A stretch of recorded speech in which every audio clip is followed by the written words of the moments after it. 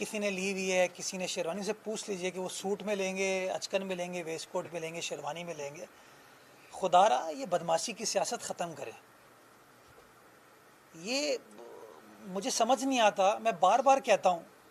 देखिए, मैंने इस शहर को 15 महीने चलाया। आपको इस शहर की किसी जगह पे मेरा कोई बैनर नज़र नहीं आएगा, मेरा कोई बिलबोर्ड नज़र नहीं आएगा। ये किसी ओहदे पर फाइज नहीं है। और कराची के हर बोर्ड के ऊपर, मैं अभी आ रहा था शारे फैसल से होता हुआ, हर खंबे के ऊपर भाई खड़े में। ये कब तक, ये मतलब मुझे समझ नहीं आता, कब तक एहतजाज एहतजाज वरगलाना। ओ भाई, काम की बात करो, काम की बात करो। कराची का मेयर कराची का बेटा होना चाहिए, वो शख्स जो कराची में पैदा हुआ, पला बड़ा, कराची को समझता हो, कराची को जानता हो, सिर्फ बातें नहीं करता हो, अपने एहतजाज के चक्कर में नई नई सड़कों के ऊपर कीले ठोक के अपने टेंट ना लगाता हो। हम लोगों को तनकीद करते थे ना चाइना कटिंग की, पार्कों की, ये पेडेस्ट्रियन ब्रिजों की चाइना कटिंग करते हैं ये लोग, जो साइन बोर्ड है उनकी चाइना कटिंग करें, अपने बैनर लगा देते हैं। आपको अच्छा लगता है शहर के अंदर इनके उधड़े हुए बैनर नज़र आते हैं? आज भी अभी आप गुजरेंगे ना शारे फैसल के हर खंबे पे ये साहब नज़र आ रहे हैं, और फिर कहते हैं सफाई निस्फ ईमान है। तो कराची का मेयर इंशाल्लाह कराची वाला होगा नंबर 1, पाकिस्तान पीपल्स पार्टी का जियाल होगा। क्यों? क्योंकि कराची वालों ने पाकिस्तान पीपल्स पार्टी को चूज़ किया है, पाकिस्तान पीपल्स पार्टी के उम्मीदवारों को मुंतखब किया है। बिलावल भुट्टो जरदारी साहब का जो डेवलपमेंट का एजेंडा था, काम का एजेंडा था, वरगलाने का एजेंडा नहीं, काम का एजेंडा, उसको चूज़ किया। और आपने देखा कि सबसे ज़्यादा सीटें पाकिस्तान पीपल्स पार्टी के उम्मीदवारों को मिली। अब यार, ये नहीं हो सकता कि जिस टाउन में जमात इस्लामी जीत गई वहाँ पे फेयर इलेक्शन हुआ, जिस जगह पीपल्स पार्टी जीती थी वहाँ फेयर इलेक्शन नहीं हुआ। डिस्ट्रिक्ट सेंट्रल में पीपल्स पार्टी नहीं जीती, हमें 4 या 5 यूसियाँ मिली, वहाँ पे MQM के बॉयकॉट का फ़ायदा जमात इस्लामी को हुआ, जमात इस्लामी जीत गई। तो क्या मेरे लिए मुनासिब है कि मैं जाके कहूँ कि वहाँ पे इन्होंने वोटों की चाइना कटिंग की है? किमाड़ी हम जीते, मलिर हम जीते, वेस्ट के अंदर हम जीते। हम आपके मैंडेट का एहतराम करते हैं, आप हमारे मैंडेट का एहतराम करें। डेमोक्रेसी के अंदर जो सबसे बड़ी जमात होती है उसका पहला राइट होता है हुकूमत बनाने का, पहला राइट हमारा है। और इंशाअल्लाह कराची का मेयर पाकिस्तान पीपल्स पार्टी कहेगा। और कराची में एक तब्दीली आपको इस तरह नज़र आएगी कि कराची जो बल्दियाती निज़ाम है, सिंध हुकूमत और वफाक, ये तीनों टीयर्स ऑफ गवर्नमेंट इंशाअल्लाह उल अज़ीज़ एक सियासी जमात के होंगे, पाकिस्तान पीपल्स पार्टी के होंगे। ताकि ये जो प्रॉब्लम होती है ना, ये वफाकी एरिया है, ये किसी और का एरिया है, ये तफरीक ख़त्म हो पाए। जो मेयर बने वो कप्तानी करे शहर की, और शहर के मामलात को चला सके और मामलात को हल कर सके। वो ना हो कि वो दूसरों की तरह, शहर डूब रहा है, कैफ़े प्याला पे गवर्नर साहब और मेयर साहब बैठे हुए चाय पी रहे हैं और कह रहे हैं यार हम इख्तियारात नहीं है हमारे पास। मैं समझता हूँ इन चीज़ों से बाहर निकलना चाहिए। पिछले 15-20 माह में, 2 सालों में लोगों ने देख लिया कि पाकिस्तान पीपल्स पार्टी ने किस तरीके से काम किया। तीसरी चीज़ मैं सिर्फ ऐड करना चाहूँगा सेंसस के हवाले से। चलिए आप सवाल करें। मैं ये सवाल करना चाहता हूँ कि मरदूदशुमारी की सिर्फ तकरीबन तमाम सियासी जमातें, यानी जमात इस्लामी ले लें, PTI ले लें या MQM ले लें, बल्कि अब तो कल वज़ीर आला साहब ने भी कहा है कि हमें भी तहफ़्फ़ुज़ात हैं इस पर। अच्छा, अब इन सब तमाम सियासी जमातों का ये कहना है कि वज़ीर आला साहब जैसे अंदरूनी सिंध के ज़्यादातर जो एरिया हैं या शहर हैं, उनके तकरीबन 40 से 47 या 48% तक इंक्रीज़ हुआ है, इजाफा हुआ है। लेकिन कराची के हवाले से वज़ीर आला साहब बात नहीं कर रहे, कराची में सिर्फ 8% इजाफा हुआ है। तो ये क्या है सर, खास तौर पे तासुब है, ये क्या है ये? अच्छा, मैं स्टार्ट करता हूँ। एक और एडिट कर दूं इसमें। 2 ऐड कर दें। मुखालिफिन जो है वो ये कह रहे हैं कि इसका फायदा जो है वो पाकिस्तान पीपल्स पार्टी को हो रहा है। जवाब दूँ अब? जी जी जी। आपके मैं सवाल से स्टार्ट करता हूँ कि कहते हैं फ़ायदा पीपल्स पार्टी को हो रहा है। भाई, ये जो तफरीक की सियासत होती थी ना, वो तो अब ख़त्म हो चुकी है। क्योंकि बल्दियाती इंतखाबात के अंदर हम पे इल्ज़ाम था ना हम हैदराबाद में एग्जिस्ट नहीं करते, तो हैदराबाद के अंदर तो हमने बिल्कुल सफाया कर दिया ना सबका। पाकिस्तान पीपल्स पार्टी के जाले जीते, कोई और नहीं है। जमात इस्लामी तो एग्जिस्ट नहीं करती। PTI को कितनी गालिबन शायद 30-35 सीटें वहाँ पर मिली हैं। हमारे उम्मीदवारों को वी वन 65% ऑफ हैदराबाद। आइए, कराची शहर के ऊपर इल्ज़ाम लगता था हम कराची में एग्जिस्ट नहीं करते। 98 यूसीज हमारी हो गई हैं ना। ग्राउंड रियलिटी है, जमात इस्लामी की 82 हैं। We are the number 1 party. तो पहली चीज़ तो ये है कि हम कहते हैं हम सबसे बड़े स्टेक होल्डर कराची शहर की पाकिस्तान पीपल्स पार्टी। अब आ जाएँ, आपने कहा ना कि वज़ीर आला ने कल पहली बार, पहले भी कहा, मैं अभी मेरी अब मैं जवाब दूँ ना। यही सबसे बड़ी बदकिस्मती है कि हम हक़ाइक़ नहीं समझते।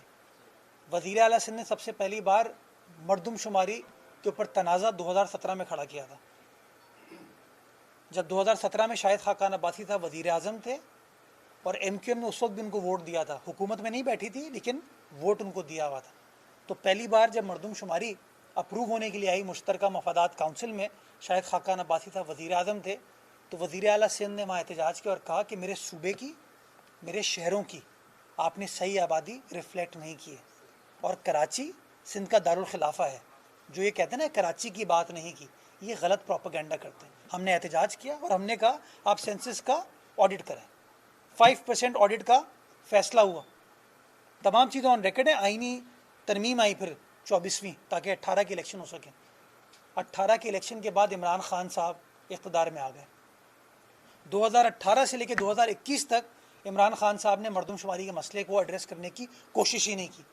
कई बार मुश्तरका मफादात काउंसिल की मीटिंग हुई, वज़ीर आला सिंध ने कहा 5% आपको ऑडिट करना था, वेरीफाई करना था, वो क्यों नहीं किया आपने? इमरान खान वज़ीर आज़म था, कराची से मुंतखब हुआ, मुत्तहिदा कौमी मूवमेंट उसकी इत्तेहादी थी। उसने फिर हल ये निकाला कि मैं एक कमेटी बना देता हूँ इस मामले को रिजॉल्व करने के लिए, यानी कि CCI छोड़ के एक कमेटी बना दी। उस कमेटी के सरबराह थे अली जैदी साहब, कराची महमूदाबाद से इलेक्ट हुए थे। अमीनुल हक साहब उस कमेटी के मेंबर थे, मुत्तहिदा कौमी मूवमेंट से ताल्लुक़ है, औरंगी टाउन से इलेक्ट हुए थे। डॉक्टर फ़हमीदा मिर्ज़ा साहिबा बदीन से इलेक्ट हुई थी, वफाकी वज़ीर थी, वो उस कमेटी की रुकन थी। उस कमेटी ने वफाकी हुकूमत को सिफारिश की कि सेंसस को अप्रूव कर दिया जाए, इस शर्त पे कि अगले सेंसस को जल्दी करा लिया जाएगा। वो मरदमशुमारी जो मुतनाज़ा थी वो CCI में आई। PTI, MQM और GDA तीनों ने आपके सामने कुछ कहते हैं, ऑफिशियली सरकारी सतह पर कुछ और का, उसको सपोर्ट किया उस मुतनाज़ा सेंसस को, जिसके अंदर कराची शहर की आबादी को 1 करोड़ 60 लाख दिखाया गया और सूबा सिंध की आबादी को 4 करोड़ 80 लाख दिखाया गया। वज़ीर आला सिंध ने फिर उस मीटिंग में कहा 2021 सितंबर में, कहा उसके अंदर कि हमारे सूबे की आबादी 4 करोड़ 80 लाख नहीं है, 6 करोड़ 20 लाख है, हम साबित कर सकते हैं डॉक्यूमेंटेशन के बेसिस के ऊपर। खान साहब ने हमारी बात नहीं सुनी और उस मुतनाज़ा सेंसस को अप्रूव किया। किसने किया? PTI ने, जो आज शोर मचा रही है। किसने सपोर्ट किया? MQM ने, GDA ने, जो आज शोर मचा रहे हैं। हमने अपना आइनी तरीक़ेकार फॉलो करते हुए पार्लियामान में उसकी अपील फाइल की। आइन कहते हैं आर्टिकल 54 सब आर्टिकल 7 में। पहली बार ऐसा हुआ कि CCI का फैसला पार्लियामान तक हम लेके गए। कौन लेके गया? MQM लेके गई? नहीं। GDA लेके गई? नहीं। PTI लेके गई? नहीं। जमात इस्लामी लेके गई? नहीं। कौन लेके गया? पाकिस्तान पीपल्स पार्टी का सिंध का नायब सदर, सूबा सिंध का वज़ीर आला उस मामले को लेके गया और पार्लियामान में गालिबन 2021 नवंबर के अंदर जब वो ज़ेरे बहस आया, ताज हैदर साहब हमारे सेनेटर थे, कराची से ताल्लुक़ है उनका, वो खड़े हुए, उन्होंने इस पॉइंट को रेस किया।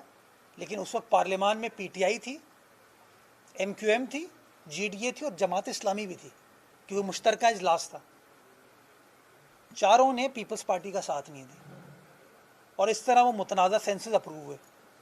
अब जब 2023 में वापस सेंसस स्टार्ट हुए तो पहला इशू वज़ीर आला सिंध ने ये रेस किया कि आप जो डिजिटल रिकॉर्ड लेके जा रहे हैं, माजी में भी ये होता था कि रिकॉर्ड यहाँ से क्या जा रहा है और वहाँ क्या रिकॉर्ड हो रहा है, वो कैसे साबित होगा, यानी कि रिकॉर्ड शेयर होने की ज़रूरत है। उन्होंने हमारी बात नहीं मानी। हमने कहा जो आप डेटा एंटर करें उसको नादरा से वेरीफाई कराएं ताकि थर्ड पार्टी ऑडिट हो सके, वेरिफिकेशन हो सके। नहीं मानी उन्होंने बात।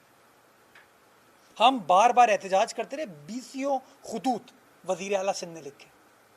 6 मार्च 2023 को वज़ीर ख़ारजा पाकिस्तान बिलावल भुट्टो जरदारी साहब, चेयरमैन पीपल्स पार्टी, ने कहा मैं हुकूमत छोड़ दूंगा अगर आपने सही सेंसस नहीं किए। हमने प्रेशर डाला, डेटें एक्सटेंड हुई, रिकॉर्ड बढ़ता गया। वो कराची जिसके ऊपर शुरू में MQM वाले कहते कि सेंसस बिल्कुल ठीक हो रहे हैं, वज़ीर आला सिंध खाम में इसको अपोज कर रहे हैं। अगर हमने अपोज नहीं किया होता ना तो कराची की शायद आबादी 1 करोड़ 40 लाख होती, नेगेटिव ग्रोथ होती। आज वो 117.5 मिलियन हो गई है। आप कहते हैं अंदरूनी सिंध के बाकी अजला 50% ग्रो किए, ये गलत बात है। खुदा रहा ये तफरीक की सियासत ना करें, बिल्कुल गलत है। मुझे एक रिकॉर्ड आया मैं- की 48% बढ़ी। किसी एक ज़िले को आप पूरा सिंध के अंदर जो है ना 30, मेरी बात है 30 डिस्ट्रिक्ट हैं, आपने कहा कराची जो है 8% बढ़ा है, कल हाफिज़ नईम रहमान कह रहे थे 5% बढ़ा है, कराची 11% बढ़ा है अभी तक की जो तफसीलात है। हमारा टारगेट ये होना चाहिए, हमारा टारगेट ये होना चाहिए हम लोगों को कन्विंस करें कि वो अपना डेटा शेयर करें, इन्यूमरेट कराएं, अपने आप को काउंट करें, और हमें प्रेशर फेडरल गवर्नमेंट के ऊपर, पाकिस्तान ब्यूरो ऑफ स्टेटिस्टिक्स के ऊपर ये डालना चाहिए कि every single person in Pakistan should be counted, every single person in the province of Sindh should be counted, every single person in every city should be counted. ये लोग क्या कर रहे हैं, ये कह रहे हैं ऐसा करो यार अंदरूनी सिंध के अजला को फ्रीज कर दो। तो भाई अगर सिंध की आबादी कम होगी नुकसान तो सारे सूबे को होना है ना, क्यों तफरीक करते हो? जो जेन्युइन पॉपुलेशन है हमारे सूबे की वो रिकॉर्ड पर आनी चाहिए, और इंशाअल्लाह हम लगे हुए हैं इस चीज़ के ऊपर, बार बार इस चीज़ को एम्फसाइज कर रहे हैं। कल भी जो मुतनाज़ा फैसला वफाकी हुकूमत ने किया था ना कि जिन अजला के अंदर 1.5% एनुअल ग्रोथ हो चुकी है उसको फ्रीज कर दिया जाए, कल ही वज़ीर आला सिंध ने 30 अप्रैल को लेटर लिखा, आज सुबह हमें इंटीमेट किया गया है वो फैसला विड्रॉ कर लिया हमने, कल नहीं सॉरी परसों संडे को लिखा था, कल हमें पता चला 1 मई को कि वो फैसला उन्होंने विड्रॉ कर लिया, कोई फ्रीज नहीं किया जा रहा। और हर जगह ये सेंसस का प्रोसेस जो 15 दिन की एक्सटेंशन है वो इसी तरीके से जारी सारी रहेगी ताकि एवरी सिंगल पर्सन, हर शख्स जो है उसको काउंट किया जाए। अच्छा सर, ये आखिरी सवाल है आपसे, ये बताइएगा, आप बार बार एक जोर लगा रहे कि जी कराची का मेयर बनेगा, कराची वाला, तो आप हाफिज नईम साहब को कहाँ का समझेंगे, केपी के साथ हैं?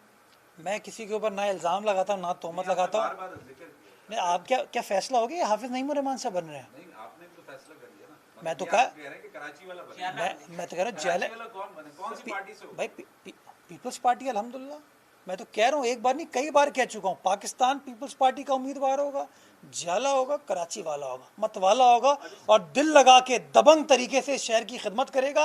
ये जो चाइना कटिंग, ये कहीं कुछ बना दिया कहीं कुछ बना दिया, ये वाली चीज़ें नहीं होंगी। इंशाल्लाह प्रॉपर तरीके से काम होगा और लोगों को बेहतरी होते हुए नजर आएगी। कराची का लॉ एंड ऑर्डर स्नैचिंग हजारों की तादाद में, आईजी सिंध बेबस, मतलब आपके सामने है, क्या अब क्या इंतजार कर रहे हैं कि जब आईजी सिंध खुद लुटेंगे या कोई एमपी एमएलए लुटेंगे उसके बाद कुछ होगा? आपने स्नैचिंग भी हो रही है, फिर थेफ्ट और फिर किलिंग भी हो रही है, इसके लिए कोई पॉलिसी हम देखें कि क्या? अच्छा, यहाँ से मैं बड़े एहतराम के साथ, मेरी बात शायद किसी को बुरी लगे, क्रिमिनल जस्टिस सिस्टम के अंदर सिर्फ आईजी नहीं होता। अगर निज़ाम को बेहतर करना है ना तो फिर तनकीद वो वाली करो जो जेन्युइन हो, जिसके अंदर तसी हो सके। पुलिस क्रिमिनल जस्टिस सिस्टम का वाहिद हिस्सा नहीं है, उसके 3 हिस्से हैं, पुलिस, वकीला हमारे प्रोसिक्यूटर और अदालत। तीनों को मिलकर काम करने की ज़रूरत है। ये नहीं हो सकता कि बेहतर हो कोई चीज़ तो क्रेडिट किसी को जाए, ख़राब हो तो कहो भाई पुलिस ख़राब काम कर रही है। ये ग्राउंड रियलिटी है कि स्ट्रीट क्राइम चैलेंज है, स्ट्रीट क्राइम में प्रॉब्लम हमें आ रही है, बट प्रॉब्लम जब हम पुलिस के साथ बैठते हैं तो पुलिस वाले हमें शवाहिद देते हैं कि सर फला बंदा, वो तालिब इल्म ही था एनईडी यूनिवर्सिटी का गालिबन यहीं आगे, जिसके बाद बड़ा बदकिस्मत वाक़या हुआ था जब बहुत डांट डपट हुई पुलिस की, तो पुलिस वालों ने शवाहिद ला के दिए, वज़ीर आला के सामने रखे, और वो क्या थे कि जिस शख्स ने वो कार्रवाई की थी, गालिबन नवंबर में या दिसंबर के फर्स्ट वीक में वो कार्रवाई हुई थी, 2022 में वो वाक़या हुआ था, बदकिस्मत वाक़या, अनफॉर्चुनेट वाक़या। 8 अक्टूबर को वही बंदा जिसने वो काम किया था ना, उसको पुलिस ने गिरफ्तार किया था, 2 FIR कटी। 8 अक्टूबर तारीख बता रहा हूँ आपको, 15 अक्टूबर को उसकी बेल हो गई थी, 7 दिन में। 7 दिन में आगा सिराज दुरानी साहब इलेक्टेड नुमाइंदे हैं, स्पीकर हैं सिंध असेंबली के, इलेक्टेड नुमाइंदे, कहीं भागने वागने वाले नहीं हैं। उनकी माशाल्लाह मेरे ख्याल में बेल 2 साल से नहीं हुई। आसिफ जरदारी साहब खुद मेरे ख्याल में साल भर फिर जेल काट के 12 साल पहले काटी थी फरियाद, मजमूई तौर पे 4 साल हो गए आगा साहब के। चले राइट। अब मुझे बताइए, जो दहशतगर्द है, जो मेरी आपकी जान ले रहा है, ऐसे ठक फायर करता है, 7 दिन में उसकी बेल हो जाती है।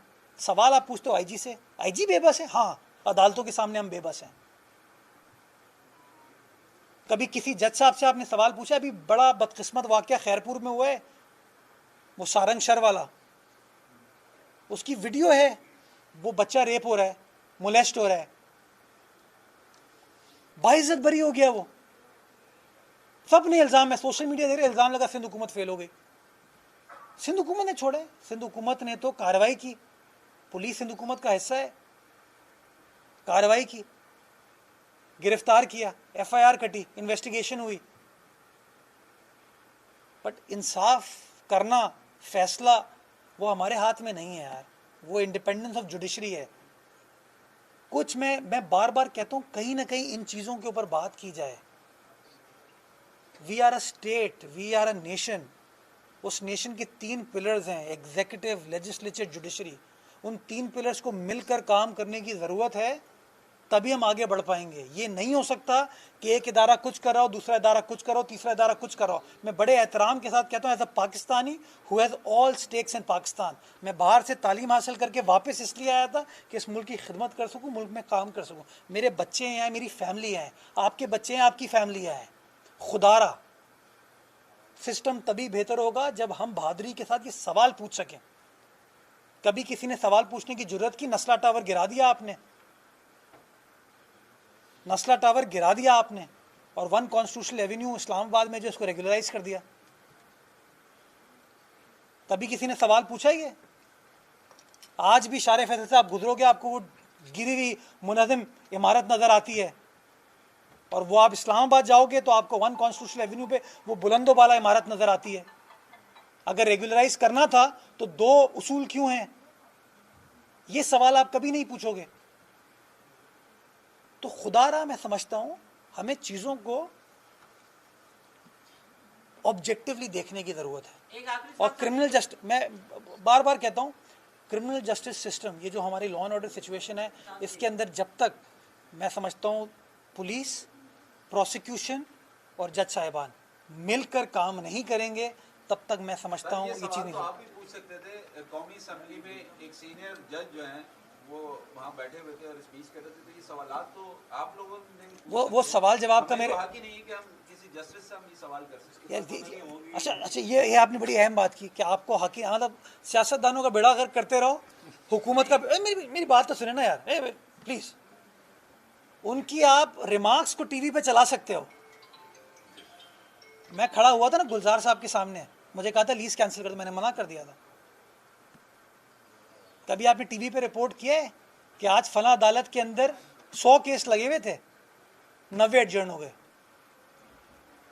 कभी आपने रिपोर्ट किया है इस बात पे कि कितने हजार, कितने लाख केसेस जो हैं इस वक्त पेंडिंग अदालतों में? हाँ, वो आपने इस्तीफा दिया फिर वापस ले। मैंने इस्तीफा नहीं दिया था, मैंने गुलजार साहब के सामने, उन्होंने मुझे कहा, उनको मैंने कहा कि आपको मेरी बात बुरी लगी, मैं माजरत चाहता हूँ, आप बढ़ें, लेकिन मैं अपने पॉइंट ऑफ व्यू पे खड़ा रहूँगा। यार हक और सच की बात तो करो ना। अभी वो परवीन रहमान का केस हुआ ना, परवीन रहमान इस शहर की बेटी थी, इस शहर की खिदमत की, मार दिया गया, उसका केस 9 साल चला दहशतगर्दी अदालत में। कानून पता क्या कहता है? 7 रोज़ के अंदर फैसला होने की ज़रूरत है। कितने साल चला? 9 साल चला। 9 साल बाद अदालत ने, मैं बड़ी मेहरबानी उनकी, उन्होंने सज़ा सुना दी, अपील आई, 10 महीने के अंदर बरी कर दिया गया। सज़ा दिलवाने में माशाल्लाह 9 साल लगे और बरियत जो है 10 माह में हो गई। और जब सिंध हुकूमत ने उसकी अपील फाइल की हमने सुप्रीम कोर्ट में, सुप्रीम कोर्ट में केस लगने में टाइम लगता है, तो हमने MPO के तहत जो सिक्योरिटी डिटेल्स आई थी उसके बेसिस के ऊपर, उसकी फैमिली की तरफ से, उसकी बहन की तरफ से खदशात थे, उसको MPO के तहत MPO ऑर्डर इशू किया, तो अदालत ने सरजनिश कर दी IG साहब की। तभी दिल के दुखड़े सुनेंगे ना तो पता चलेगा कि इश्यूज हैं क्या। आखिरी सवाल लेने का बस आखिरी सवाल ये- कंटेम्प्ट लगवा दो अब तो आप मुझ पर। अच्छा ये बताएं कि नहीं सर, एक मिनट, यासर एक मिनट। छोड़े ना सियासत। एमकेएम समेत तमाम सियासी जमातें ये कह रही हैं, उनका तासुर है बल्कि कि पीपल्स पार्टी जो मर्दमशुमारी कराची के लिए कम करवा रही है, इसलिए करवा रही है कि वज़ीर आला सिंध कराची से न बन जाए। अच्छा, और ये एक बड़ा तासुर है सर। अच्छा, अगर आप मेयर बनते हैं, जो भी बनते हैं, तो आपने शेरवानी में होंगे या सूट में? उससे जरा बताइए। अच्छा, जो बनेगा वो फैसला करेगा कि वो शेरवानी पहनेगा या सूट पहनेगा। देंगे क्योंकि आप तो काम कर। मैं बिल्कुल, जो भी मेयर होगा मैं उसको मशवरा दूंगा। मैं समझता हूँ कि रिवायती लिबास पहनना चाहिए जो भी मेयर साहब होंगे उनको, और अच्छा उनका सबको मदद करनी चाहिए, उनको सपोर्ट करनी चाहिए, ताकि हम इस शहर की खिदमत जेन्युइनली कर सकें। जो आपने बात की कि सारी पार्टियां ये इल्ज़ाम लगा रही हैं, यार वो इल्ज़ाम 40 साल से लोग लगा रहे हैं, इल्ज़ाम ही लगाते रहेंगे। लोगों के साथ अगर कोई खड़ी है तो पीपल्स पार्टी खड़ी और इंशाल्लाह खड़ी रहेगी। सब्सक्राइब करें DMZ न्यूज़ और बेल आइकॉन दबाएं ताकि पहुंच सके हर खबर आप तक।